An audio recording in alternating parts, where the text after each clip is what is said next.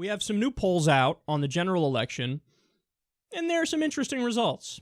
So CBS News did a poll that has Donald Trump leading by 1. He's +1. Now you hear that, I hear that, we go, okay, tied, basically, not, that's within the margin of error, so it's whatevs, no biggie. Then we go to CNN. CNN has Donald Trump leading by 3. +3. Good googly moogly. But it's okay because now we pivot to the LA Times, and the LA Times, since this is something that Hillary's been leading for so much, through so much of the campaign, that here we have a situation where she's up big, right? Donald Trump is leading by 4 in the LA Times poll.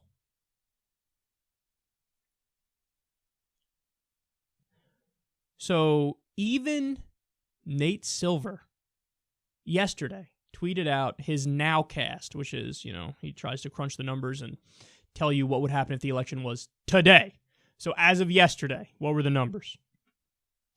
57% chance of winning for Donald Trump. Now, if I'm not mistaken, and some people were tweeting this at me, it changed now, and I think it's like 53% that Donald Trump will win. But goddamn, son, we've come a long way when even Nate Silver says, yeah, if it was right now, he'd win. Remember, he gave Hillary a 79% chance of winning not that long ago. We did the story. And by the way, I caught a lot of shit for doing that story. I said, okay, he says she has a 79% chance of winning. But what is he missing? And I made this case at the time. He doesn't have a way to quantify how they're running their campaigns. And in absence of a way to quantify that, which I know is super hard, how do you come up with something to quantify how they're running their campaigns? But in absence of a way to do that, you just have to ignore it. You just have to say, okay, just don't factor that in. And I was telling you, based on a million different things, that he's running a populist campaign, and he's being super aggressive, which works in politics.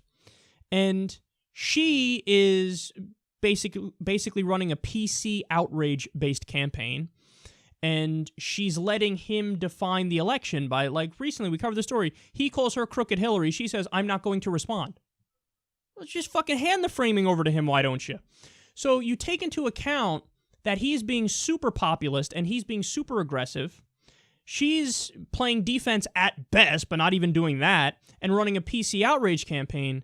And she represents the establishment and the status quo and kind of proudly does it. Oh my goodness.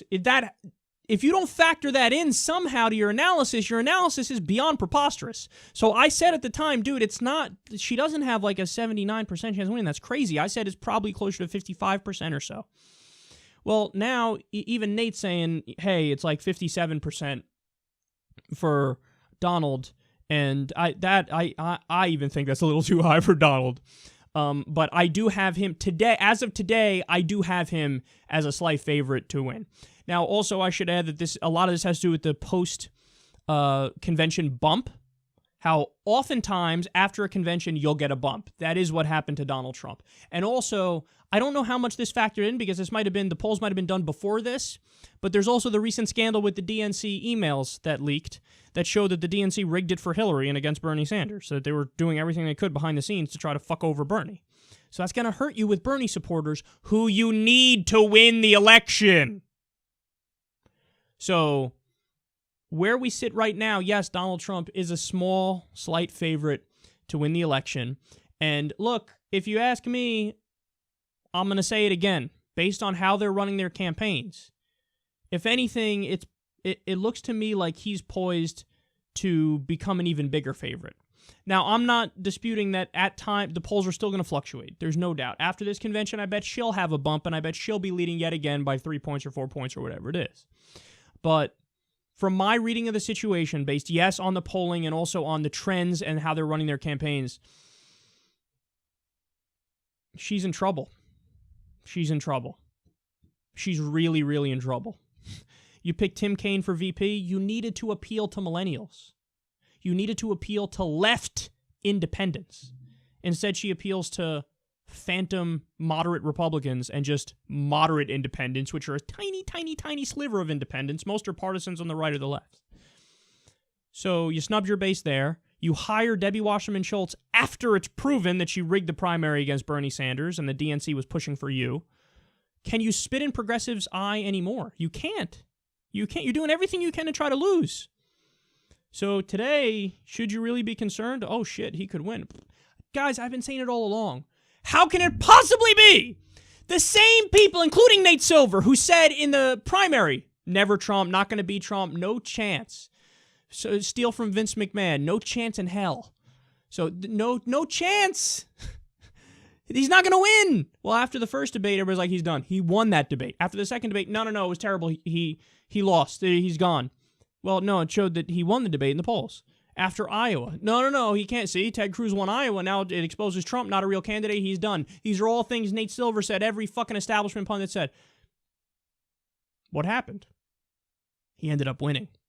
And I predicted after just 3 primaries, he's going to win. I said it would be a minor miracle if he didn't win after just 3 states voted. And everybody else was still on the, don't be silly, fucking amateur pundit over here. Well, who was right and who was wrong? And then now all of a sudden people are like, some are just waking up to it now. Some people are just like, oh yeah, he could win. No shit, I've been saying that all along. And they don't see the fucking iceberg dead ahead. If Hillary Clinton doesn't get better campaign strategists and doesn't listen to the reasoning and the direction that they want her to go, it's over. He's going to win.